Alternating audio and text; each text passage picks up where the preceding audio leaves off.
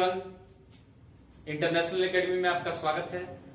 आज मैं लेकर आया हूं झारखंड के प्राचीन इतिहास का एक नया वीडियो, जिसका नाम है झारखंड का पुरातत्व। झारखंड के पुरातत्व को जानने से पहले हम लोग जानेंगे स्रोतों के आधार पर इतिहास को 3 भागों में बांटा गया है, जिसमें पहला है प्रागैतिहासिक काल, दूसरा है आदि ऐतिहासिक काल और तीसरा है ऐतिहासिक काल। प्रागैतिहासिक काल देखेंगे।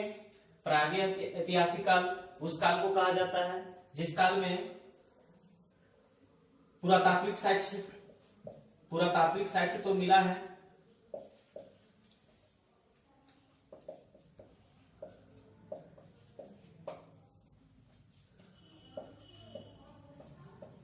लेकिन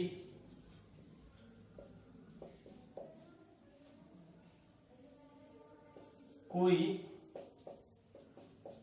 लिखित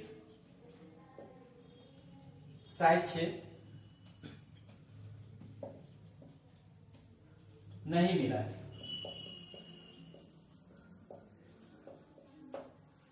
प्रागैतिहासिक काल उस काल को कहा जाता है जिस काल में पुरातात्विक साक्ष्य तो मिला है लेकिन कोई लिखित साक्ष्य नहीं मिला है, जैसे पाषाण काल।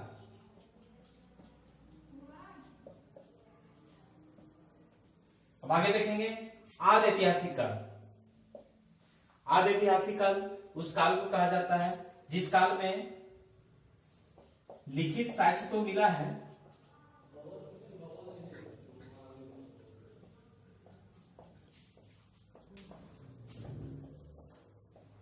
लेकिन इसे पढ़ा नहीं गया है।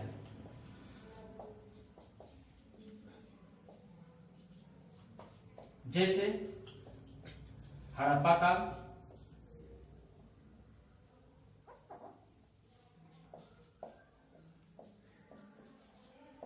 हड़प्पा काल में जो मुहरें मिली है उससे उसकी लिपि जो है अभी तक पढ़ी नहीं गई है, इसलिए हड़प्पा काल को आदि ऐतिहासिक काल कहा जाता है। आगे देखेंगे ऐतिहासिक काल। ऐतिहासिक काल उस काल को कहा जाता है जिस काल में पुरातात्विक और लिखित दोनों साइड से मिले,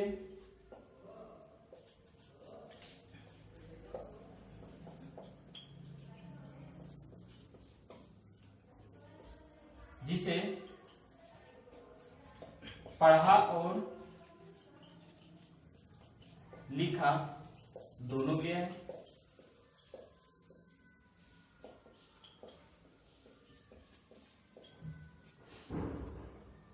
तो ये था इतिहास। स्रोतों के आधार पर इतिहास को 3 भागों में बांटा गया है, जिसमें हम लोग देखें प्रागैतिहासिक काल, दूसरा आदि ऐतिहासिक काल और तीसरा ऐतिहासिक काल। प्रागैतिहासिक काल देखें हम लोग। प्रागैतिहासिक काल में हम लोग पाषाण काल को देखेंगे। अब पाषाण काल को भी 3 भागों में बांटा गया है, तो आगे हम लोग देखते हैं। झारखंड में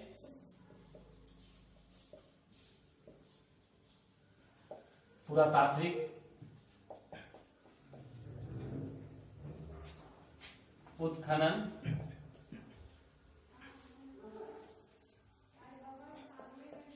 से प्राप्त पूर्व मध्य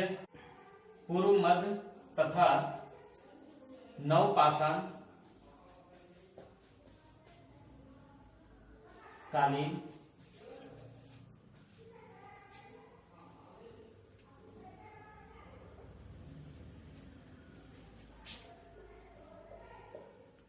संस्कृति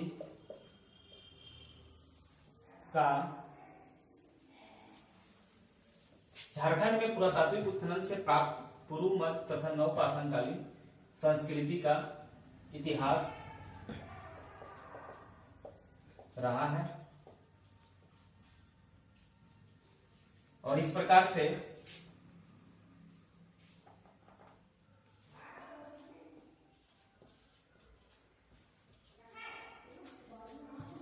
पाषाण काल को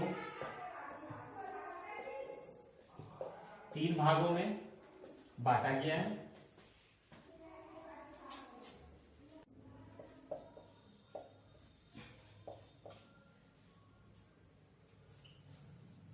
जिसमें पहला है पूर्व पाषाण काल,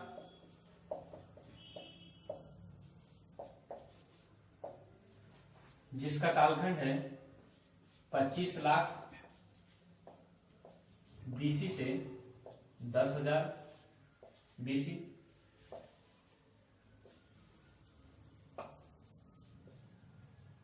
माना गया।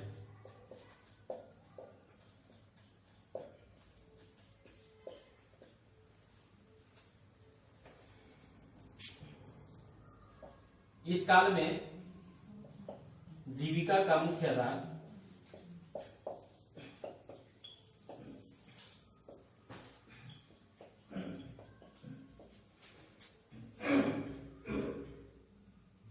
शिकारी तथा खाद्य संग्राहक था।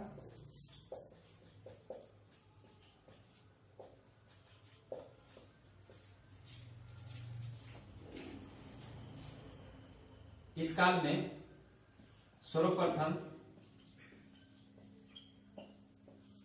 आग का आविष्कार,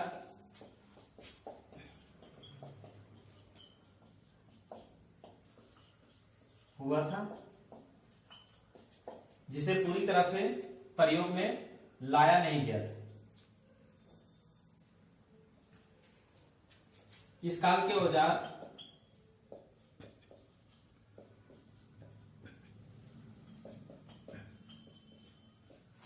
पत्थर के बड़े आकार,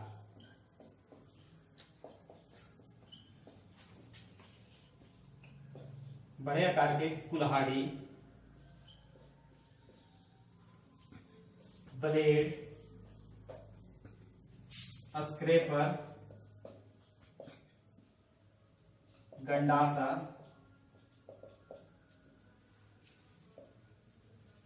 इत्यादि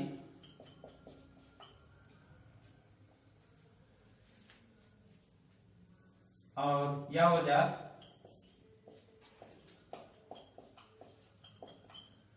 झारखंड के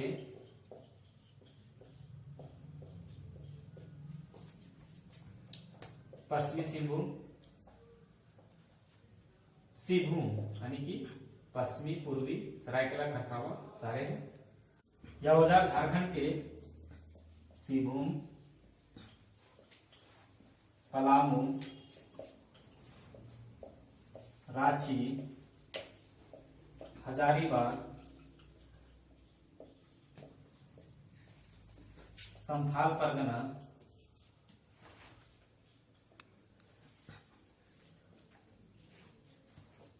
इत्यादि जगहों से मिले।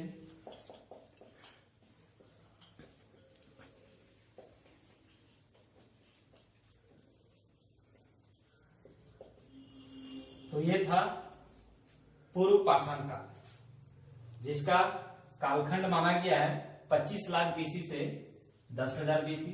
जीविका का मुख्य आधार शिकारी तथा खाद्य संग्राहक था और इस काल में सर्वप्रथम आग का आविष्कार हुआ था, जिसे पूरी तरह से प्रयोग में नहीं लाया गया था।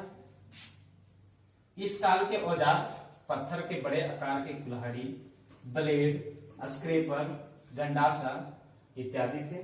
यह औजार झारखंड के सिंहभूम, पलामू, रांची, हजारीबाग, संथाल परगना इत्यादि जगहों से मिले। अब चलिए हम लोग देखते हैं आगे मध्य पाषाण का। दूसरा है मध्य पाषाण का।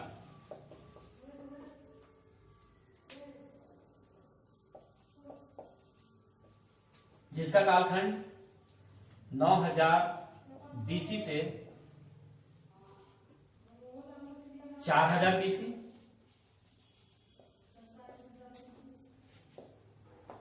माना गया है।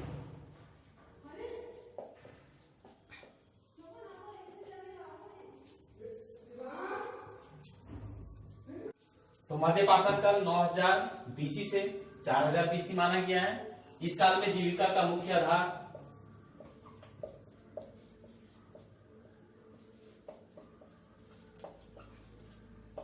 पशुपालन व खाद्य संग्राहक था।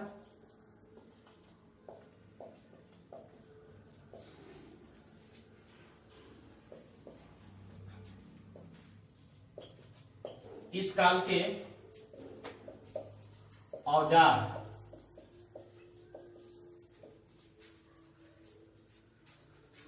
सूक्ष्म पाषाण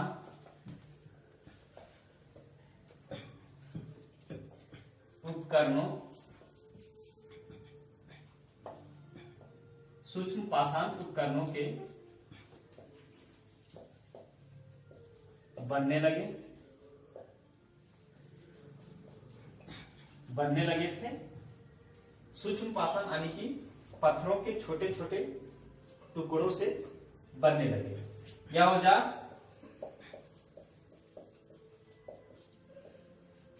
झारखंड के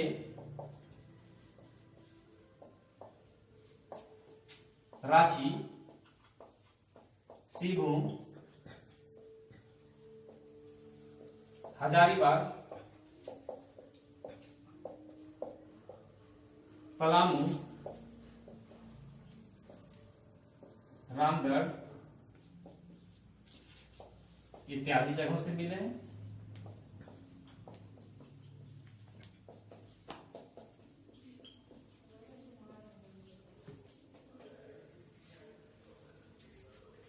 तो ये था मध्य पाषाण काल, जिसका कालखंड 9000 बीसी से 4000 बीसी माना गया है।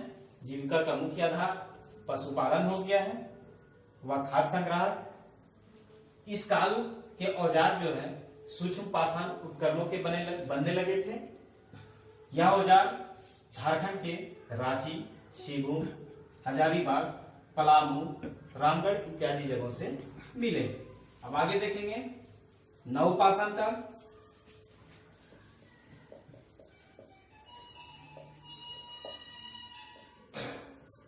जिसका कालखंड 3000 बीसी से 1000 बीसी माना गया है।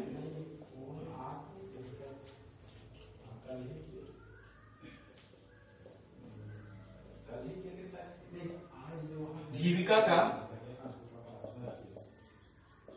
मुख्य आधार कृषि व पशुपालन। मध्य पाषाण काल में सिर्फ पशुपालन था, लेकिन नव पाषाण काल में पशुपालन भी, कृषि भी शामिल हो गया है।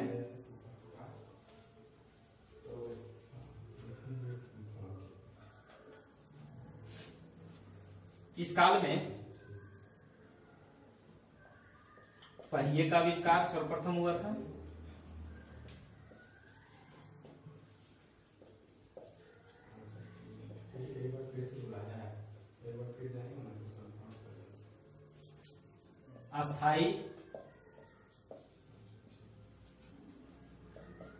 अस्थायी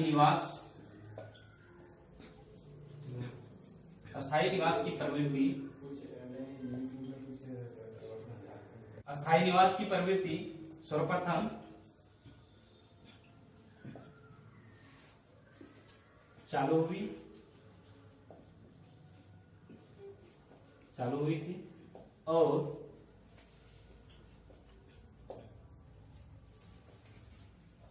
सर्वप्रथम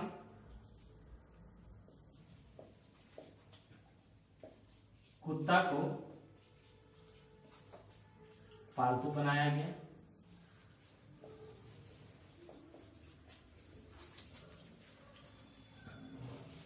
तो ये था नव पाषाण काल, जिसका कालखंड 3000 बीसी से जीविका का मुख्य आधार कृषि व पशुपालन था। इस काल में पहिए का सर्वप्रथम आविष्कार हुआ था। इसी काल में अस्थायी निवास की प्रवृत्ति सर्वप्रथम लागू हुई थी और सर्वप्रथम कुत्ता को पालतू बनाया गया। तो ये था नव पाषाण काल। और इस प्रकार से पुरातत्व का यह पहला वीडियो है। आगे इससे आगे हम नेक्स्ट वीडियो में बताएंगे। और प्लीज वीडियो को लाइक और सब्सक्राइब